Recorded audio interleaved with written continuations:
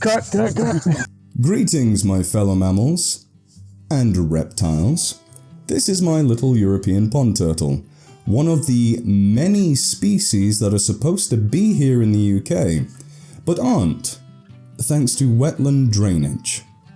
Did you know 95% of all the wetland habitats supposed to be here in the UK have disappeared altogether?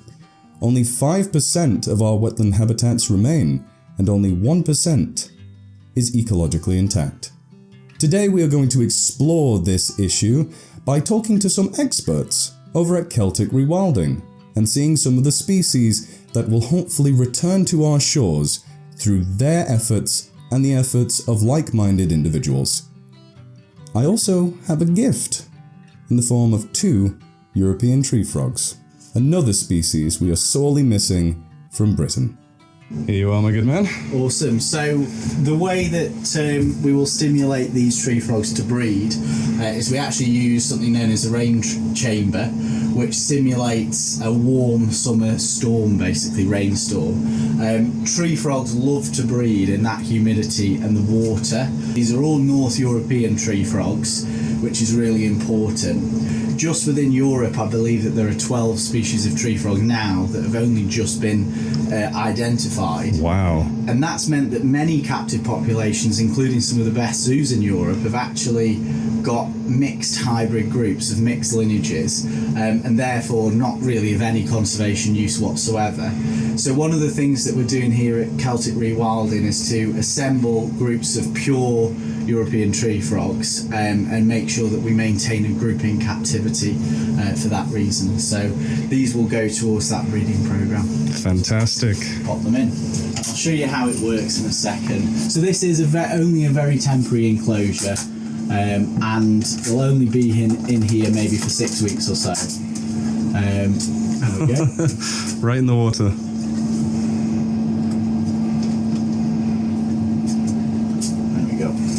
So they've got UV basking opportunities. It's a really good enclosure. And if I just shut this, beautiful. So it simulates a lovely rainfall in summer, and that's what gets them to breed. They start to croak with that. Tree frogs were actually historically used as barometers, so as a weather testing device. So people in the 16th, 17th, 18th centuries would keep them in jars, and allegedly they would croak when rain was approaching. So that's kind of related to that.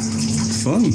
With my tree frogs settling in nicely, we set about to the rest of the facility, but before we did that, we need to take precautions. So at our facility, we have not super strict, but we do have some rules and guidelines we have to follow in terms of biosecurity. So first of all, always wear gloves, but beforehand, disinfect the hands, anti-bac. And then we've got a foot dip here, which just kills any pathogens or nasty stuff that's on your shoes before you go in, just because our animals are captive and we don't want to bring any wild pathogens or anything into our facility, and vice versa. We don't want to take anything out into the wild. So you just take a nice easy step, make sure the bottom's all submerged, and then you can just step out, and that is all you need to do, really. And does that help with the bird flu pandemic that's going around? Yes, so obviously the bird flu at the moment is a big thing, so just kills anything. And before we go actually into the aviary with the birds that we're going to show you, there's another step there as well where you have to do your feet again. Yeah, so we're at the stork aviary now, and basically this electric fence is here not for people per se, but it's to stop foxes, badgers or anything getting in, because even though the birds inside can actually fly, they're pretty much sitting ducks when it comes to a fox coming in the middle of the night. You know, they can't really do much, so got to keep them out. Here we see 2 rewilders waddling in a bath, vitally. So again, just for bird flu purposes, just to make sure our feet are nice and virus-free. Let's get a look at those tootsies. Oh yeah. And because I'm extremely intelligent, I brought trainers. Oh yeah, I felt that going in. Sweet. So I actually used to be a keeper for a little bit, looking after these guys, but not these specific ones. This species though, they are very, very good with their beak-eye coordination, but I should throw better. Beautiful, beautiful birds. There we go. So excellent, incredible.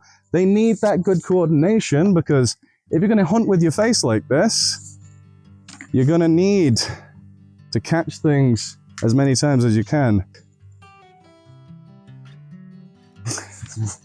Not doing great. About 50% success rate. That's because of my throw. Cut. Yeah, so another thing that we give the storks as well is this extruded diet, this dry diet.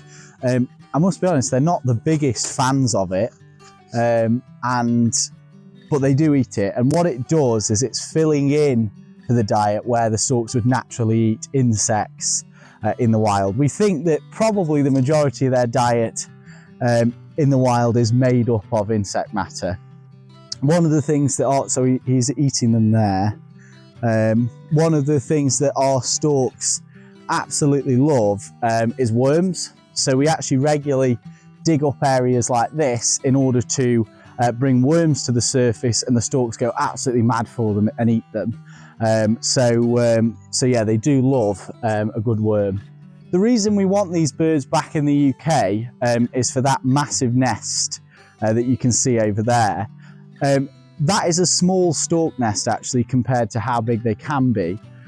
Storks can have nests that weigh up to about a ton, and they are tree nesting. Unlike many other large species like cranes or bustards, they nest up in the tree. And what studies have found is that when storks create these massive nests up in the canopies, rare bird species like tree sparrows, house sparrows, kestrels, even little owls will actually nest within the stork nest, and it creates a full community of species living right up in the canopy of the tree. Also, studies have shown that storks are really good at, seems to be distributing different seeds and things, and that's because when they're carrying plant material to the nest, they will drop bits on the way, and so that helps to distribute rare plant species. So storks are sort of principally a wetland species. There was a written record of storks by Thomas Brown in, I think it was 1646, something like that, about storks being found in the fens. And apparently he actually adopted a stork and raised it in his own home.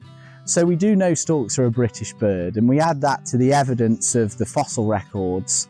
We've actually got a better fossil record for storks in the UK than France has, and France has got many storks. And so if we want to have birds like this back in our landscapes, we need more wetlands. It's land that was drained, that's then reflooded and then been left for nature. And so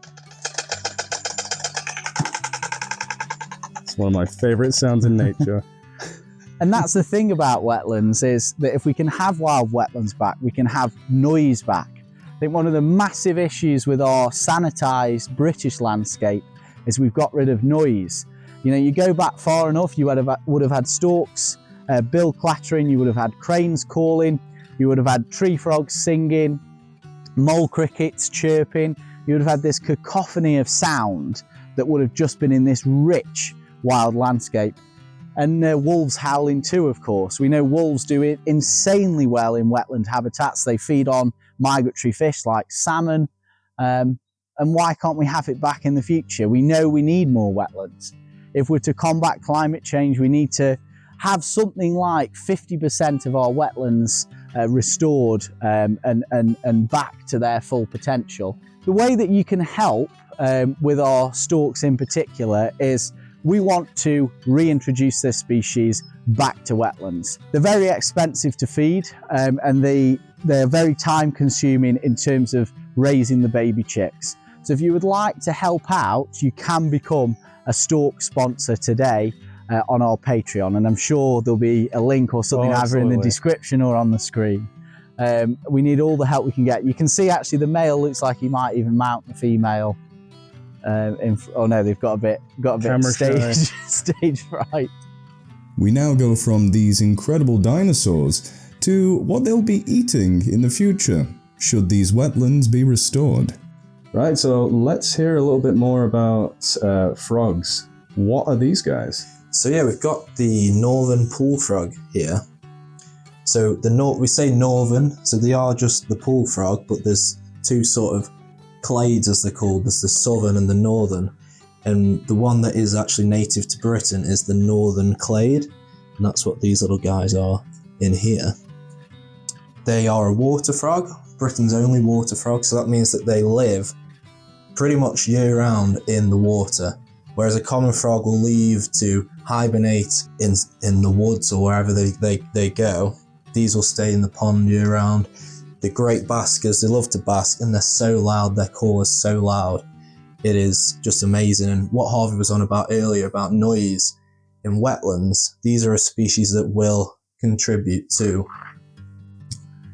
as if by magic. Performers! So, Imagine since these are, like, as you said, they never come out of the water, the drainage of our wetlands is, well, that's why they're extinct?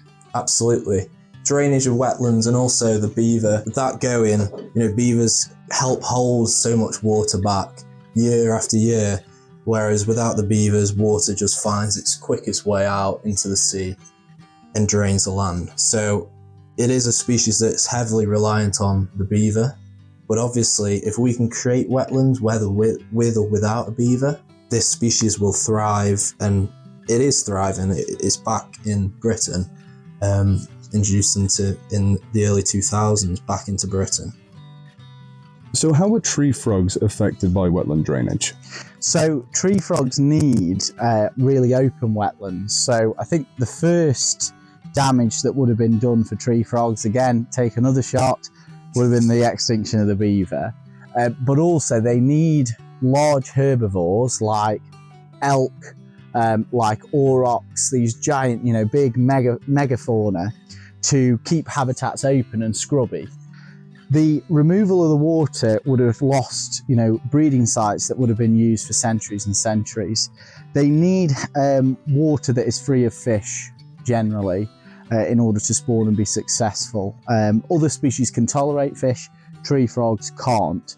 So they need those shallow seasonal wetlands to form, and the drainage would have totally removed them. So this is the moor frog enclosure. It's very warm and they do like the heat, but they don't like to be in the heat. So I'll see if there's one in here. There may be, there may not be. They liked, oh, there we go, two. Are. So you've got a youngster, that's a couple of years old, and then a male actually. That male turned blue this year. So it's absolutely amazing to see. The moor frog today can be found in, quite amazingly, through Belgium, the Netherlands, Germany, up into Denmark, and then actually all the way up through Sweden to the Arctic Circle. Wow, that is a tough frog. And then can go from there all the way across and to basically Lake Baikal in Siberia. In Finland, a study came out last year that has basically shown that if beavers weren't in Finland, moor frogs would go extinct. So they absolutely rely on beaver-generated habitats in order to live. It's almost as if beavers are important. Yeah.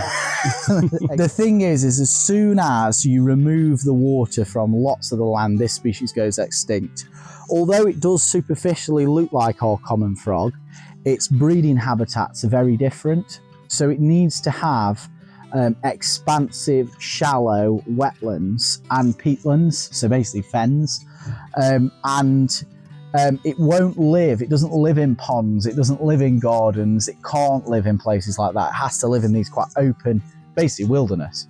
And so you remove the water from the wilderness, doesn't become wilderness anymore, this frog goes extinct.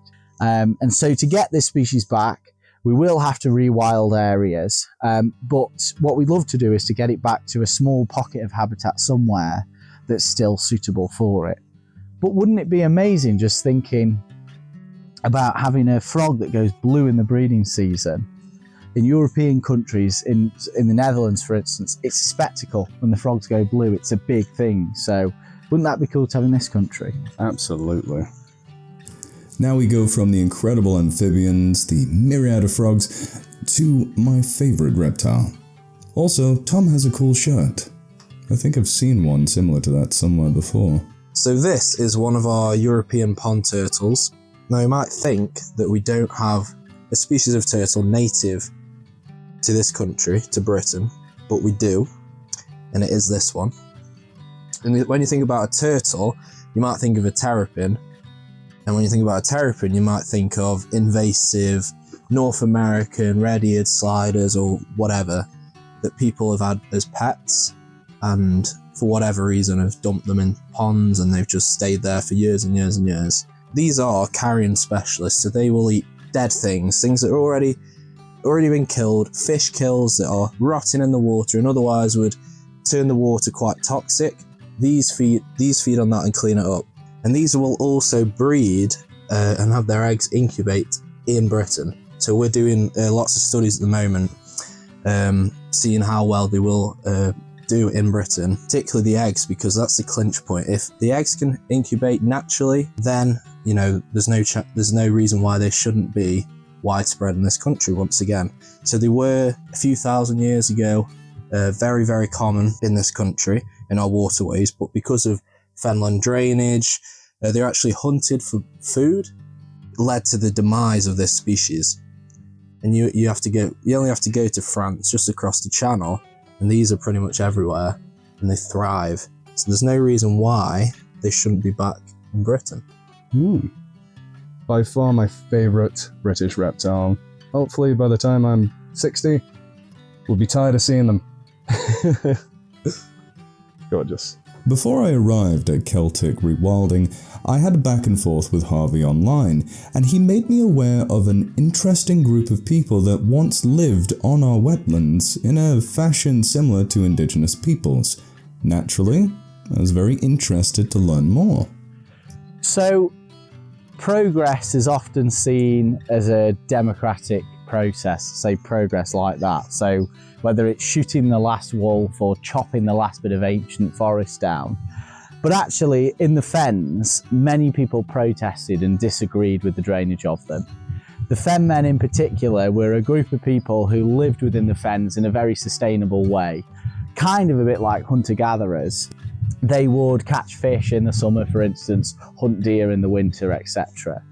And when the drainage started to happen, the fenmen actually started to protest and demolish different parts of the work. So the sluices, some of the canals, etc. They would actually, sort of destroy them in order to try and stop the drainage.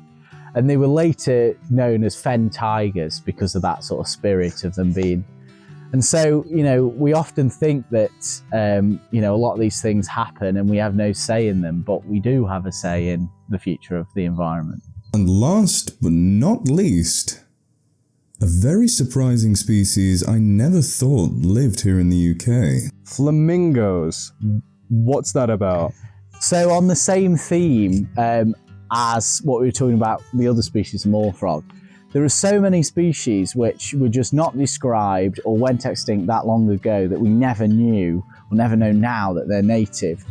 Flamingos actually exist as far north as the Netherlands today. So there's a breeding population in the Netherlands. And there is archaeological evidence to suggest that they were much more widespread in Northern Europe as well. So there's every possibility that flamingos could have lived on some of the more coastal sort of silt fens that were towards the coast. There's no reason why we wouldn't have had something like a flamingo. We definitely had Dalmatian pelicans, which are the world's largest freshwater bird, absolutely massive. We had other exotics like night heron and pygmy cormorant too. So a whole guild of different species of birds have been lost because we've drained the wetlands and also shot and hunted them out. But of course, it is not all doom and gloom.